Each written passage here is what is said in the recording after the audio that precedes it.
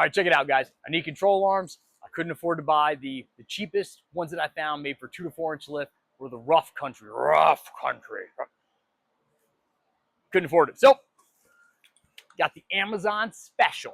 All right, these are 140 bucks delivered overnight. I'll put a link in the description, and I will let you guys know how this aligns, how it turns out, and how it rides. Let's see what it does. All right, got these bad boys on. Got them greased up. See how this thing drives. Looking right here at this ball joint. Check this out.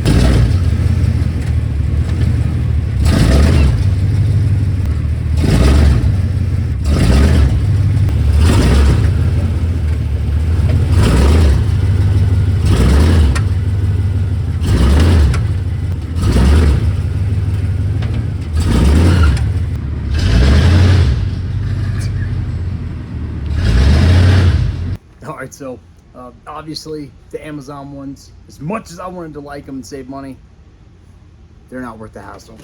Check it out. Got these from ProTune suspension. I'll put a link if they work down in the description. Let's see how it goes. All right, here we go. Here's the new controller. ProTune suspension. That looks so pro to me.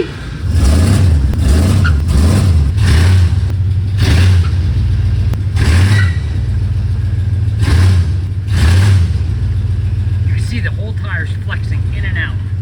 Look at the cameras. Oh yeah, that's not good. All right, there you have it. With 100% confidence, I can tell you, don't buy the ones off Amazon or these ones from ProTune suspension. I did reach out to ProTune suspension earlier this morning. I have not heard back yet. Hopefully they make it right. For those wondering, yes, the rest of the front end is tight. I've got a nice redhead gearbox in this thing. It feels like it's got a regular power steering rack. It is a nice truck. Unfortunately, both sets of these control arms have bonk bonk ball joints. The nice thing about the Amazon ones is it's easy to return. With ProTune suspension, I think it's gonna be a nightmare. Oh, yeah, that's what I said.